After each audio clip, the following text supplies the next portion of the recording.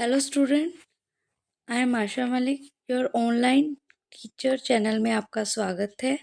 आज हम करेंगे class +2 economics, macro economics chapter 3 national income and related aggregates. सबसे पहले हम करेंगे concept of national income. National income is a sum total of factor income earned by the normal residents of a country during the period of an accounting year. National income क्या होती है? Sum total होती है किसका?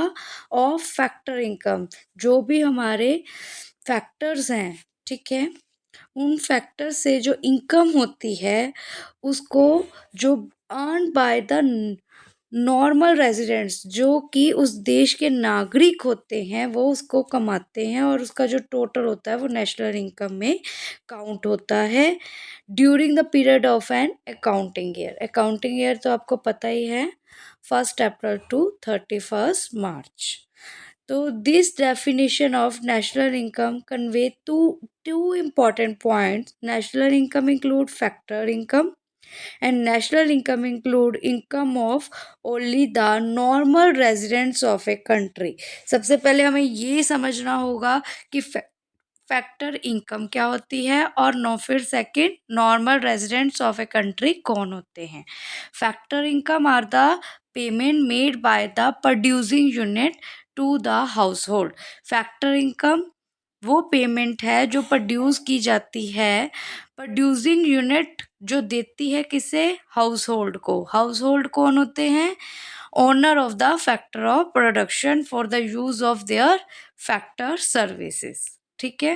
Factor income are broadly classified as, मतलब एक तो हमने बता दिया कि हाउस होल्ड जो है उसके द्वारा जो प्रोड्यूसिंग यूनिट में पेमेंट कमाई जाती है उसमें ओनर आते हैं, लेकिन जो फैक्टर ऑफ प्रोडक्शन है उसमें और भी कई फैक्टर हैं और उसमें और भी कई फैक्टर इनकम्स शामिल होती हैं। फर्स्ट है compensation of employees received by the household for rendering their service as employee of the producing unit।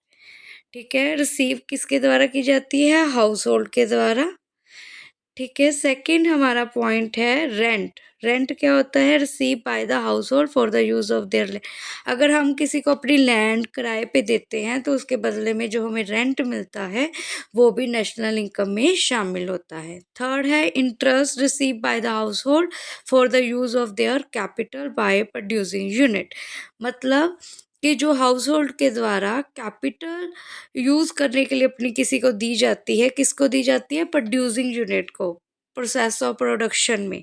तो उसके बदले में उनको जो इंटरेस्ट मिलता है तो उसको नेशनल इनकम में काउंट किया जाता है। Profit receive by the house hold for the use of there entrepreneur bye the producing unit. जो प्रॉफिट जो है एंटरप्रेन्योर को होता है, ठीक है, वो भी नेशनल इनकम में शामिल किया जाता है। वो include only these factor of income.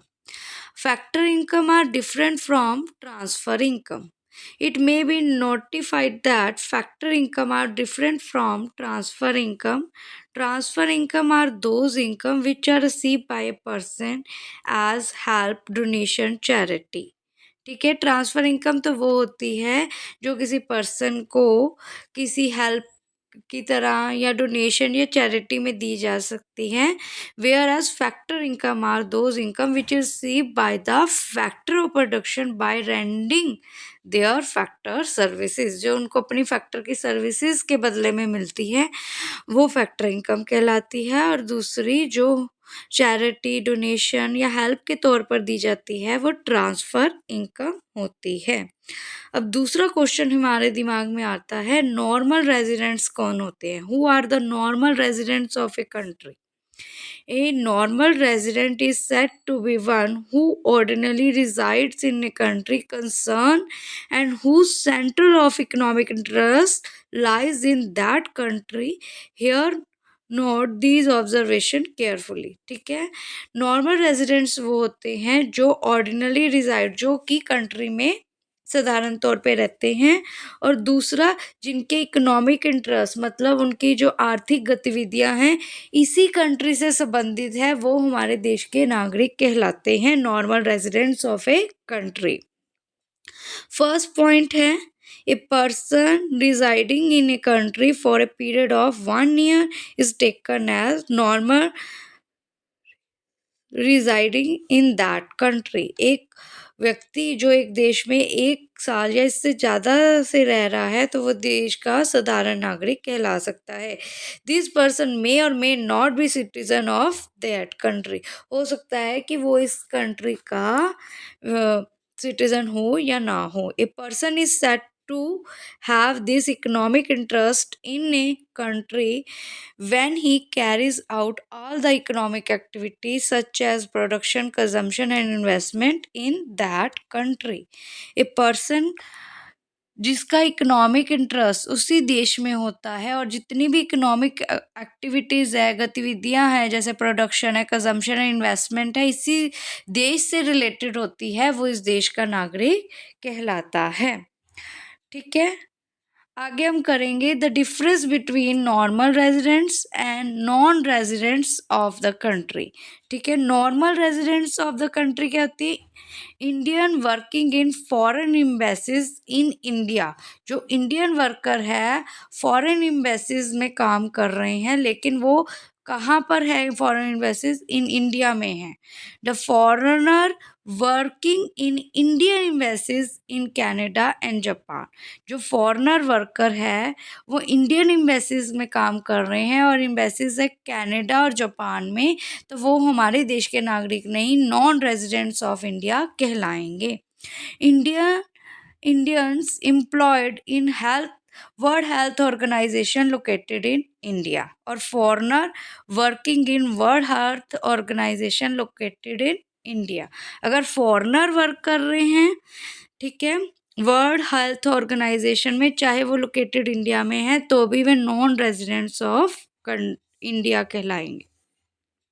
लेकिन अगर Indian employ World Health Organisation में काम कर रहे हैं और वर्ल्ड हेल्थ ऑर्गेनाइजेशन इंडिया में ही है, तो वो नॉर्मल रेजिडेंट्स ऑफ इंडिया कहलाएंगे। थर्ड पॉइंट है, local people working in the office of International Monetary Fund in India.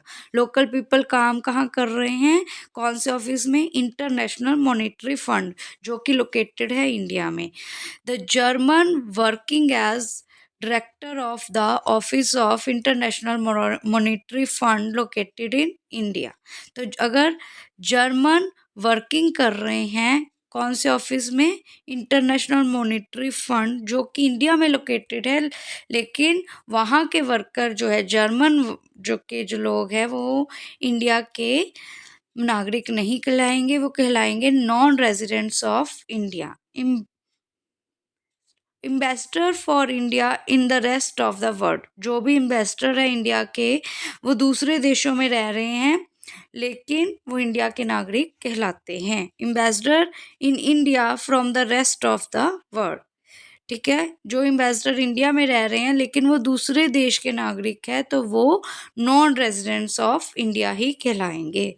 The foreign citizen living in India for a period of more than 1 year than those for study or medical treatment. तो foreigner citizen जो एक देश हमारे India में 1 साल या उससे ज़्यादा से रह रहे हैं, तो वो इंडिया के नागरिक कहलाना शुरू हो जाएंगे। The foreigner technical expert working in India for a period of less than 1 year। कोई भी फॉरेनर टेक्निकल एक्सपर्ट जो है वो वर्किंग कर रहा है इंडिया में और 1 साल नहीं हुआ उसे इंडिया में रहते हुए, तो वो इंडिया का नागरिक नहीं कहलाएगा, नॉन रेजिडेंट्स ऑफ इंडिया कहलाएगा।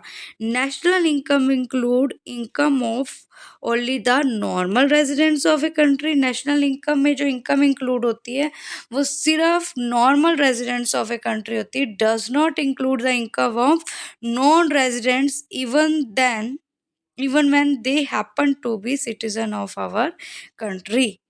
इसमें नॉन रेजिडेंट्स की इनकम को शामिल नहीं किया जा सकता।